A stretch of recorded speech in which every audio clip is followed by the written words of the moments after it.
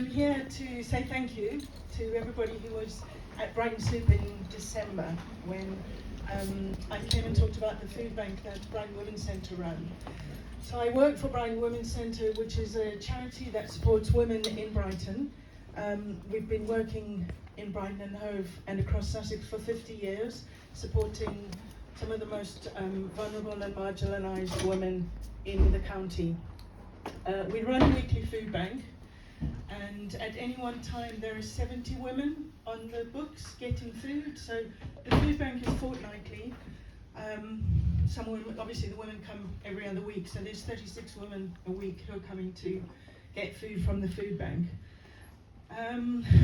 If you think about December, if you can cast your mind back 6 months, when I came, it was the middle of winter, it was just before Christmas, it was cold, it was dark at this time of night.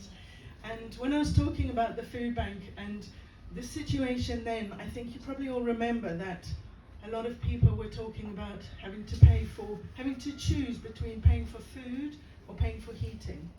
Parents were missing meals because they couldn't afford to feed themselves and their children.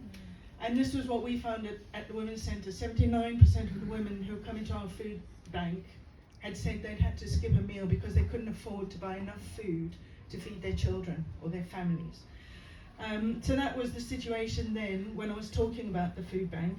And our food bank was at capacity. That week that I came in December, we had actually started a waiting list for the food bank for the first time since May of 2023. And with that week, we opened the waiting list, and within 2 days it was full. We had 5 families on the waiting list. So that was what happened then. The situation now, the need at Christmas was unprecedented for us. And in January, we actually had to close that waiting list because it was unmanageable.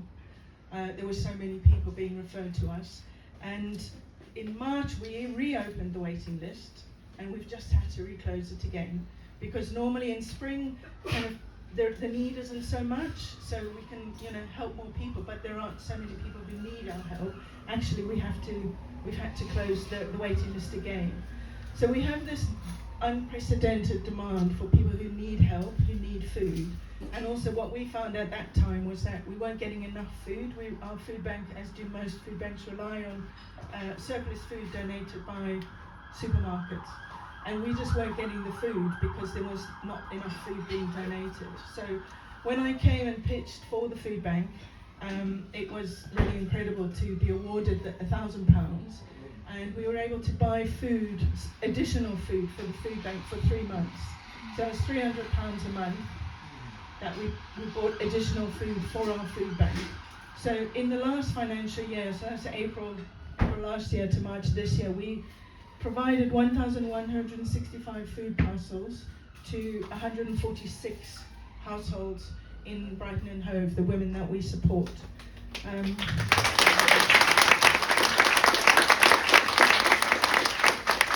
Those food parcels include store cupboard items, fresh fruit and vegetables, toiletries and period products.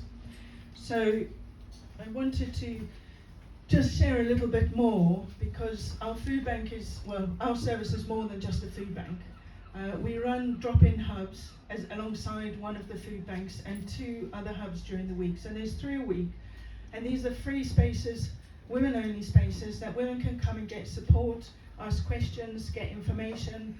Our caseworkers will refer women to other services in the city if they need them, or to other Brighton Women's Centre services. We run a women's accommodation support service, and the workers, a caseworker from our accommodation services at those hubs to support any women who are homeless or insecurely housed. So this space is, yes, women come and get food, but it's also a place where women can come and get support with whatever they have that's going on in their lives at the time. And when I was here in December, I actually spoke about a family who had a woman walked in off the street that week. Normally there's a kind of a referral and people come, we know who's coming.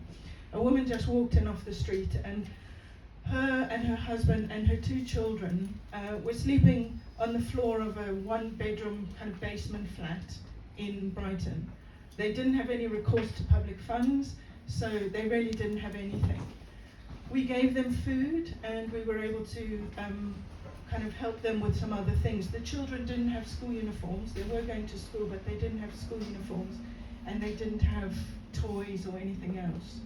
So the immediate need, we gave them food, we helped them get beds and blankets and refer them to the right places to get the kind of support they needed. And I'm really pleased to say that now they are doing much better. So we helped the children get school uniforms through a charity, another local charity called Pelican Parcels. They got school uniforms and some toys. We helped the woman to get support working on her CV, and she's since got a job. Her husband has also got a job. Sorry. So they're both working, and they've actually been able to find themselves accommodation. So last month they moved into a 2-bedroom kind of flat where they're able to be with their children.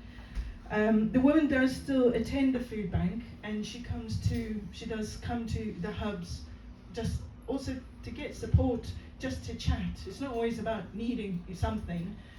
It's a place to come and just chat to people. So coming to the hubs has also helped her confidence in spoken English. So that family is really doing well. And I think that's why I wanted to talk about more than just the food bank, is that yes, we received £1,000, which was great. It helped us buy food, but actually by having food to give to people who need it, it actually also opens a door for those people to get help. So it wasn't just the people who came and got food and the families that we supported. There were so many other people who got help in other ways because they came to the food bank. So I wanted to say thank you for that. Yes, the food is amazing, the £1,000 was great, but actually the more women we can help through that service is because of donations like the £1,000. So thank you very much.